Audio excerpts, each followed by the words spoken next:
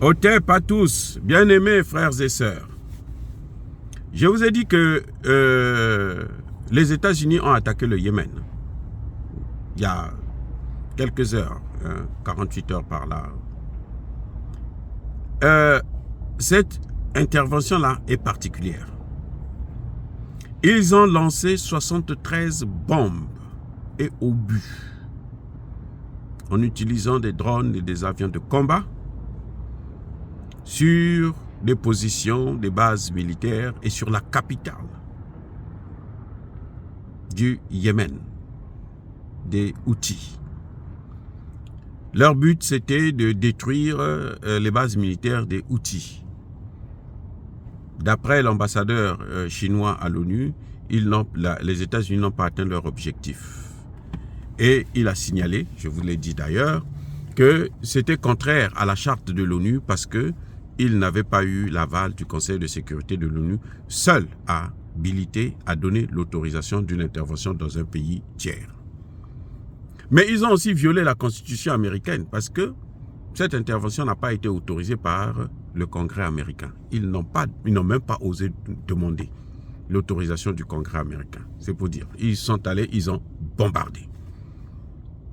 Mais il y a une chose que je ne vous ai pas dit, c'est que cette intervention s'est faite dirigée par le ministre de la Défense, ce qu'on appelle ici secrétaire d'État à la Défense américaine,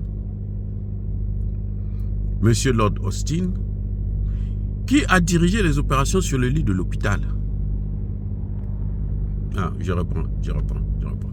Les opérations là, l'intervention là, elle s'est faite par un ministre de la Défense couché dans le lit de l'hôpital. Parce que c'est le ministre de la Défense qui gère la guerre. C'est son travail à lui. Il est hospitalisé en ce net moment. Déjà, quand il était hospitalisé pendant 3 jours, la Maison-Blanche n'était pas au courant. Donc, ils avaient fait un coup. Ils ont attendu qu'il rentre à l'hôpital et puis, hop, ils sont allés faire le coup. Parce que, d'après nos informations, c'est que le ministre de la Défense n'est pas un va-t-en-guerre. Il ne voulait pas ce genre d'escalade.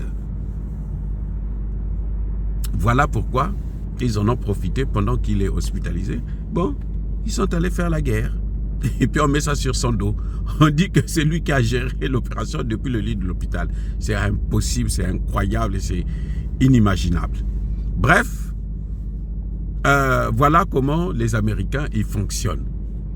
Quand leurs intérêts sont menacés, quand ils veulent faire la guerre, parce que là, en fait, ils veulent attaquer l'Iran. Ils veulent détruire l'arsenal nucléaire acquis par l'Iran. C'est ça l'objectif. Ce n'est pas autre chose. Les Houthis là, c'est rien du tout. Ils font ça parce qu'ils savent que les Houthis sont soutenus par l'Iran et que l'Iran probablement devrait laisser aider les Houthis à avoir d'autres missiles et autres pour riposter. Et ils ont déjà dit à l'Iran que tu dois dire aux Houthis là de ne pas intervenir, de ne pas riposter, de ne pas réagir. Il faut qu'ils acceptent de mourir seulement sous nos bombes et puis c'est tout, ça s'arrête là. Bon, bref, c'est du jamais vu, mais bon, c'est ça la puissance américaine. Hein? Quand on a des armes, on ne connaît plus la diplomatie, on connaît seulement la loi de la jungle, la loi du plus fort. Et c'est ça que la diplomatie américaine est en train de nous faire savoir. Et ça va déstabiliser, ils veulent aussi déstabiliser l'Arabie Saoudite qui a eu le malheur de refuser de soutenir les États-Unis dans la guerre entre Israël et la Palestine. Parce que Anthony Blinken était dans la région et il est passé par la capitale, comment on appelle ça, l'Arabie Saoudite, et il n'a pas obtenu gain de cause. Il est revenu bredouille. Donc tout ça, c'est une façon de punir l'Arabie Saoudite parce qu'on sait que s'ils attaquent le Yémen a 2000 km de frontière avec l'Arabie Saoudite, et en Arabie Saoudite, il y a au moins 2 500 000 Yéménites qui y vivent.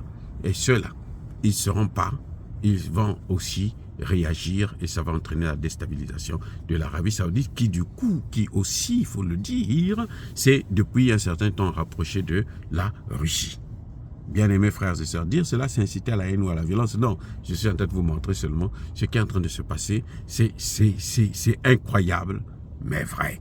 Soyez bénis, abondamment bénis par le Dieu des Kémites et par nos ancêtres angélisés, mais que tous ceux qui persécutent le continent africain le pillent et le déstabilisent, qu'ils soient noirs, blancs, chinois, arabes, indiens ou qui qu'ils soient punis, maudits, foudroyés, neutralisés, écrasés, effacés par le Dieu des Kémites et par nos ancêtres angélisés.